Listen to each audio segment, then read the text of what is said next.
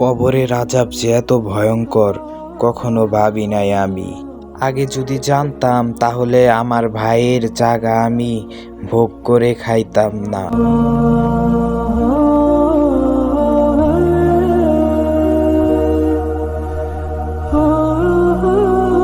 আসসালামু আলাইকুম গাইস, আমি সোহানুর রহমান সোহান আপনাদের মাঝে নতুন আরেকটা গল্প নিয়ে আসছি। আশা করি আপনারা সম্পূর্ণ ভিডিওটা মনোযোগ সহকারে দেখতে থাকবেন আর আমাকে বেশি বেশি আপনারা সাপোর্ট করবেন। তো গাইস চলেন গল্পটা শুনি। আমি সকাল, আমার বাবার টাকা পয়সা ধন দৌলত গাড়ি বাড়ি কিচ্ছুর অভাব নেই, কিন্তু আমি ছোট ভাইয়ের সব টাকা পয়সা সব আত্মসাৎ করছি। এমনকি তাকে একটা টাকা পয়সা কিছুই দেই নাই।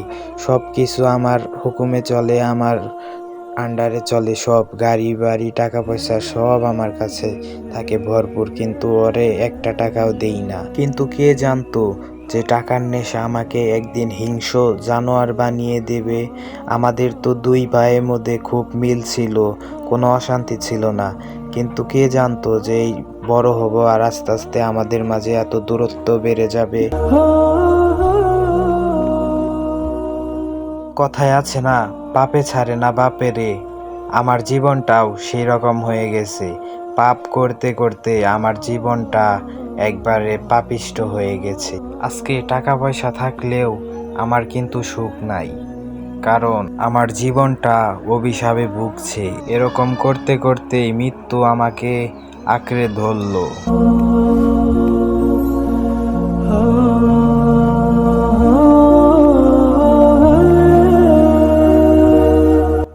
আমাকে কবরে রাখলো, সবাই মাটি দিল আমাকে।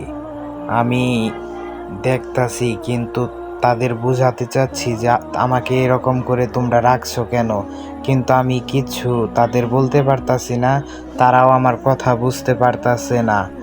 এরকম করতে করতেই মাটি দেওয়ার পরে শেষ হয়ে গেল, সবাই বাড়িতে চলে আসলো, আমি তো কবরেই রইলাম। কিন্তু চারদিক থেকে মাটি, সবাই আমাকে চাপ দিচ্ছে, এমনকি সাপ বিচ্ছু তারা আমাকে কামড়াইতাছে, আঁকড়ে ধরতাছে। আমি খালি চিৎকার করতাছি, চিৎকার করতাছি।